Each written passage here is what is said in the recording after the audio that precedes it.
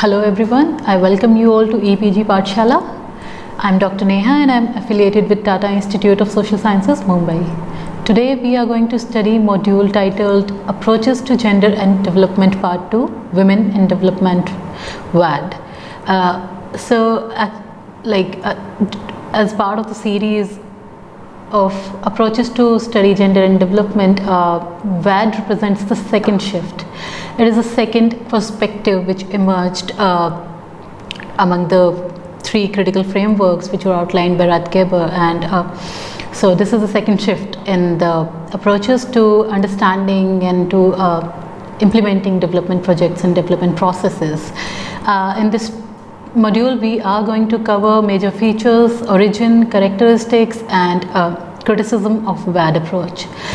During the course of the module we expect to engage the students in understanding the global historical context and shift in approaches to development of women, in developing a critical understanding of the basic features and contributions of WAD approach in the field of development, and the student should also be able to have a fair understanding of how to engage with WAD approach while studying or implementing development programs from a gender lens. So we begin with a very brief overview of the approach, and it is as we know that it is a theoretical as well as a practical framework to study and practice development, and many times it is mistaken for WID. But it has many distinctive characteristics from WID approach, and rather it came as a response to the limitations of WID approach, and theoretically it uses neo-Marxist and radical feminist approaches, and it also draws from dependency theory of development. Importantly, significantly and centrally, the WAD approach argues that women have always been part of the development processes. They don't need to be included as is claimed within women in development approach. So they say that they have always been part of the development processes, and it is important rather now to understand those processes in order to understand why development is not benefiting women equally, rather than calling for more inclusion of women in development. And therefore there is the stress on the relationship between women and development processes, and it highlights the importance of women's work within as well as outside homes for the sustenance and maintenance of their societies. So now we come to understand how did WAD approach actually originate. It was conceived in 1970s, and this significant approach to study and practice development can be traced back exactly to the first World Conference in Mexico City in 1975. It was during this particular conference that the claims of the WID approach were rejected by women from the South, who asserted that development model lacks the perspectives from the South. And WAD presented a shift in this thinking about women's role in development, and argued that development was not a vehicle for development of women or their advancement. It rather suggested that women's active involvement makes development possible, and they should therefore be actively involved in development projects and should not be treated as passive recipients of development benefits or other things, development aids, etc.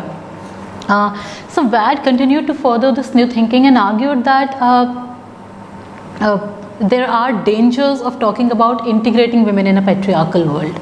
So we cannot have the world to be the same and then just ask for women to come into it, because the structure within which we are calling to for women's inclusion is problematic in itself, and there are problems therein. And also when we talk about the origin of WAD, it is important to highlight that it is during the period of 1950s and 60s that many countries got new independence. They got newly independent, and many women who had participated in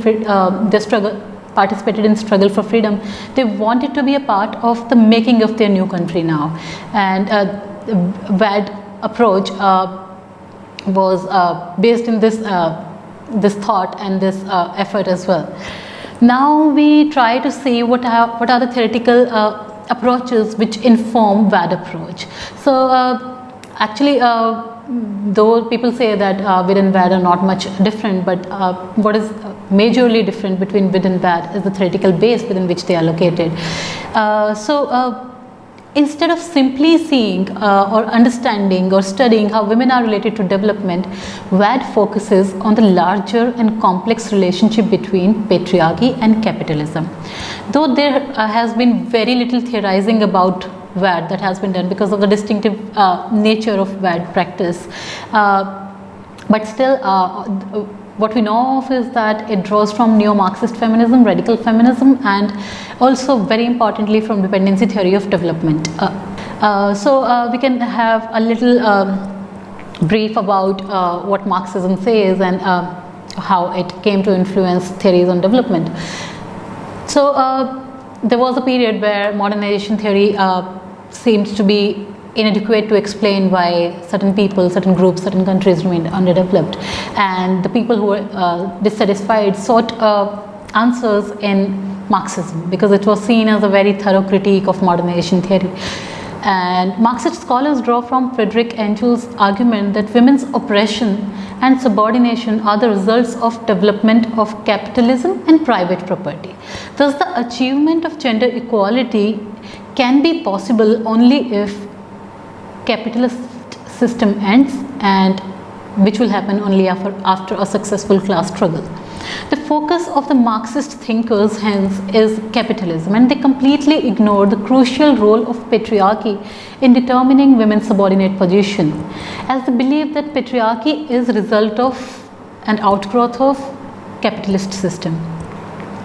By the late 1970s, several Marxist scholars had reached the conclusion that classical Marxism fails to, or at least is inadequate to, explain modern society, and neo-Marxist approaches came to be evolved with this kind of knowledge. And neo-Marxist approaches to development are generally about dependency theory and world systems theory, and they see development as being caused by external factors, external persons, external institutions or structures, rather than as internal factors, as was envisaged in earlier theories.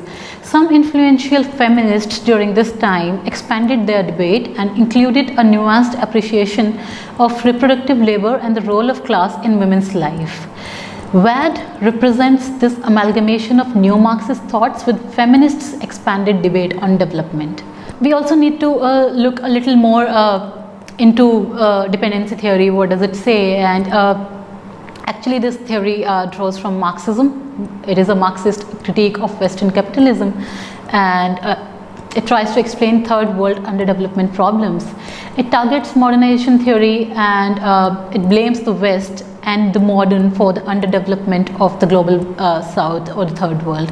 They claim, the proponents of the dependency theory claim that the capitalist metropolis benefited from a peripheral and dependent third world, and capitalism perpetuates this dependency. It sees the West as the oppressor and calls for a separation of third world countries from Western technology and belief. And they call for building of a more self-reliant system, a more self-reliant society if third world has to develop.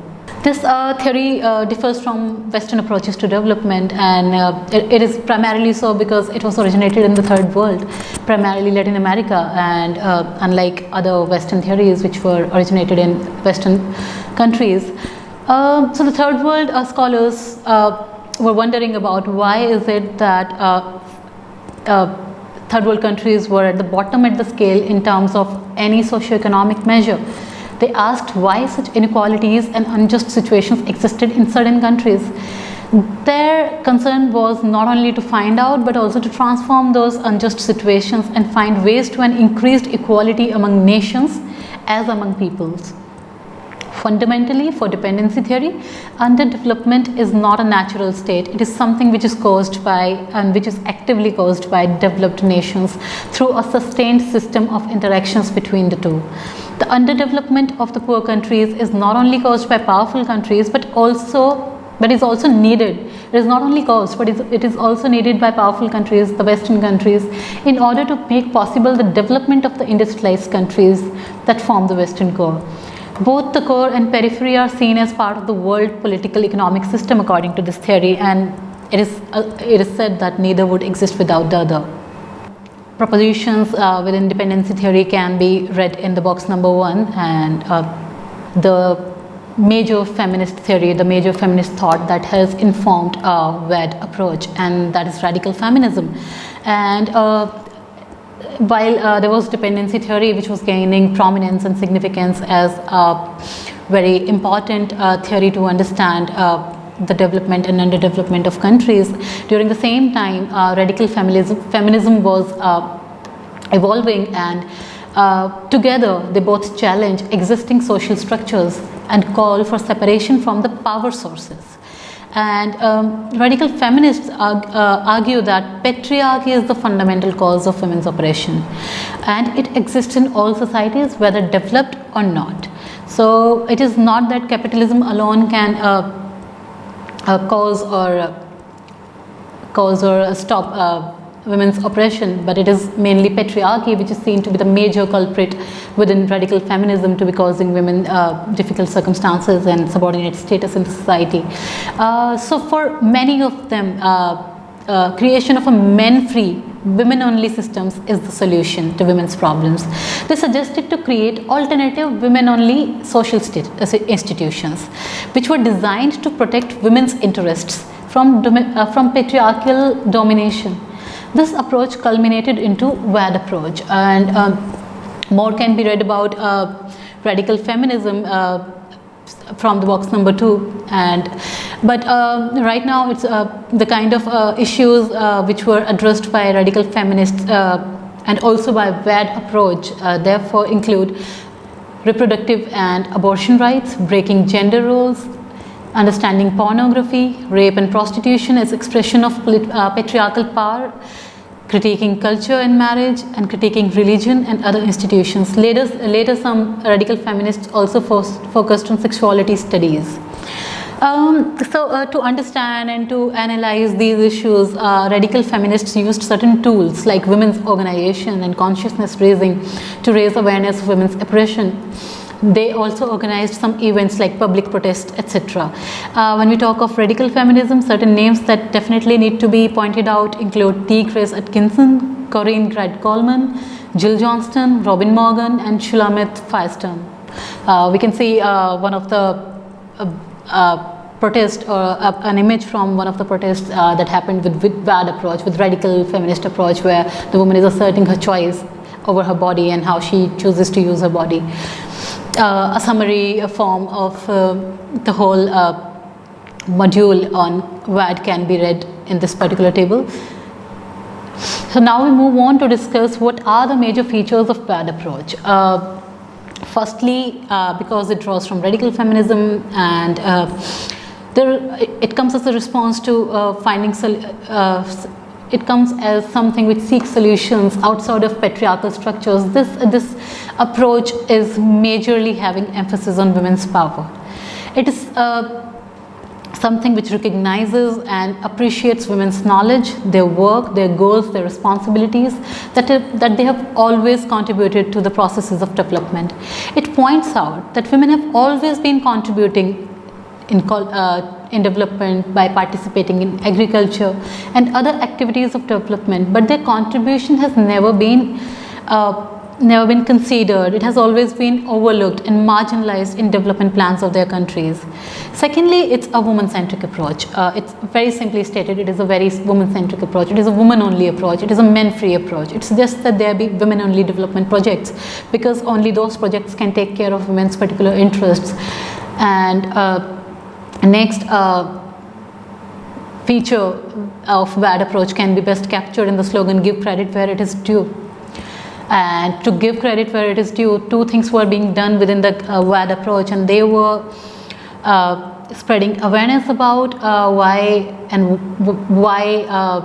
and what needs to be done to take care of women's needs and how.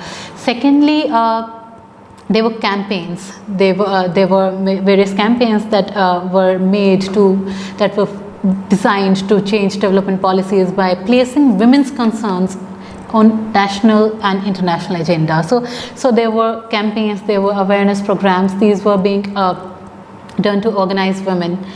And another thing which was kind of defines WAD approach is that it is one of the most predominant, or rather of the three, it is the most predominant approach in NGO sector. It is unfavored, it is unpopular in power centers. It is not something which mainstream development actors in the state perhaps utilize to take care of women's development needs. But at the grassroots level, NGOs use it as a primary approach to organize women. We can see that how an NGO is organizing women around some issue, and how they are actively participating in and listening to the issues that maybe they have brought to the fore. Another feature which comes as a very new feature, which comes as a very significant addition to the thought on women in development practice and debate, is that WAD approach highlights the significance of international structures of inequality. It sees both women and men as being left out of global economic structures because of the way wealth is distributed. It recognizes that even men from relatively lower economic class live oppressed lives and are adversely affected by the international structures of production. However, these issues of gender relations within classes, across gender alliances, and divisions within classes are not systematically and analytically addressed even within WAD. Rath-Geber has rightly argued that though theoretically WAD addresses the issue of class, in its practical formulation of development projects, issues of race, class, or ethnicity are ignored, and women are grouped together into certain special economic projects. Now that we have kind of had an introduction to what WAD is about, what does it include, what does it do, we come to see what are the major criticisms against WAD, because any approach until now that has come to explain development, to understand development, has met criticism because of the various contexts that keep coming up. And basically WAD has garnered much criticism for its theoretical as well as practical position. It fails to fully consider and examine the relationships between patriarchy, modes of production, and marginalization of women. It focuses only on the inequitable international structures and class inequalities, and it also presumes that the position of women around the world will improve when international conditions become more equitable. This is a great failing, as it does not give attention to the ideology of patriarchy, which it set out to do in the beginning. One of the major criticisms faced by WAD is something which was also made in case of WID, is that it is singularly occupying itself with the productive lives of women, and ignores the reproductive aspect of women's works and lives. Dependency theory's role and influence are clear in WAD's focus on purely economic and political economic analysis. The focus on involving women in economic projects is done without considering its burden-making impact on women's lives as they share productive work while continue to singly take care of reproductive responsibilities. Women's reproductive work within their households is assigned no economic value even within the paradigm of WAD. Critiques of WAD also concern themselves with the fact that the scale of WAD projects is very small. They have little funds, they reach smaller population, and therefore such projects, it is said, that would ultimately fail because rather may marginalize women more. They lack mainstream visibility, they lack the support of the state, and these kind of limitations might take away from the transformative powers from the approach. But this is not to downplay the significant contributions that have been made within WAD in terms of consciousness raising, in terms of making women aware, making people aware, and by in terms of bringing women's particular concerns into policy domain. Furthermore, as is the case with VAD approach also tends to see women as a class, and the questions of class and ethnicity, etc., have been downplayed. It wrongly assumes that the solutions for a class of women can be directly the right solutions for the problems of another class of women. Now we see that this VAD approach came in response to WID approach, and it is relatively more comprehensive. It takes care, it makes significant contribution of accepting women as significant economic actors, and it stresses on the relationship between between women, which is very, very important, and also it brings to the work that women perform in their societies as economic agents. It also highlights the role of international structures and why they should be made more equitable if women have to be equal as men. However, though there are these pointers that are made within VAD approach, there is still lack of comprehensive analysis of socio-economic relations between patriarchy, between economy, and the issues of women's oppression. It ignores the need to examine patriarchy. It does not aim at fundamental transformations of social relations of gender. It relies on representation of women through intervention strategies designed for women, and downplays the role of women's other identities and other power relations of class and race, etc., while creating and implementing women's only projects. So now we can look at box number 1, and which includes the central propositions of dependency theory. And to be very fair, all of these propositions can be contestable, they can be contested, and they have been contested over time. So to begin with, this theory distinguishes between underdevelopment and undevelopment. This is important. The distinction between underdevelopment, which is a situation in which resources are not used by states where they are found, but for the benefits of dominant states, and undevelopment, which is a condition in which resources are not being used, explains the poorer countries of the world is an entirely different historical context. According to the dependency theorists, these countries are not catching up to the richer countries of the West and are not poor because they lack the scientific transformations or the modern enlightenment values. Rather, their poverty is created and sustained by their forceful integration into the Western capitalist economic system, which keeps them only as producers of raw materials or as source of cheap labor, as is happening around us in our country for years, for example. Primarily, we are seen as cheap source of cheap labor, and we are the ones who are producing raw materials and then exporting it to the countries outside. So these countries have been systematically and coercively many a times, or rather most of the times, denied the opportunity to market the resources in any manner that competed with the powerful states. The dependency theory criticizes the use patterns of resources by the dominant countries. The proponents argue in favor of alternative use of resources. They talk about how the resources can be alternatively used so that neither country remains undeveloped or underdeveloped. For example, rather than exporting agricultural products to the economic powers, agricultural land should be used for domestic food production. This can end malnutrition in a country. This is just one example that they are giving, how an alternative way of use of resources can be made. Another very prominent proposition of the dependency theory is its belief in the existence of a clear national economic interest which should be articulated for each country. This national interest should be and can only be satisfied by addressing the needs of the poor in the society, as opposed to through the satisfaction of governmental or corporate needs, which is the case presently.